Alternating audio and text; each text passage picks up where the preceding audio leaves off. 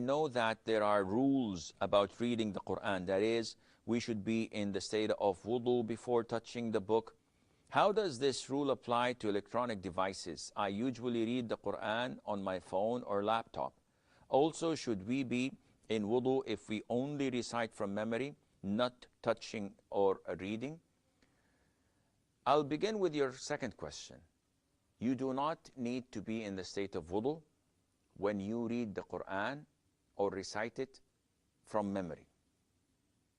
And a lot of the sisters, especially from the subcontinent, they come and say, when we recite the Quran, do we have to wear our hijab? Do we have to cover our hair? When we hear the adhan, is it must that we wear the hijab? And all of this is baseless. These are baseless things. You, in your house, are not obliged at all to cover your head when hearing the adhan or when reciting the Quran at all. So this is baseless.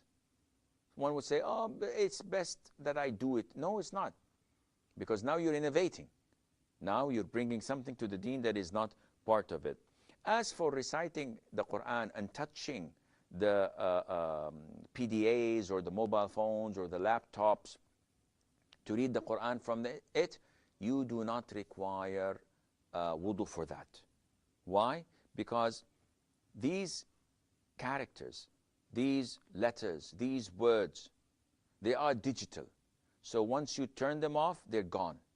They are not like the actual Quran, which is written on paper. And this requires wudu. And this is what the scholars say. Of course, if you perform wudu, would I be rewarded? Definitely.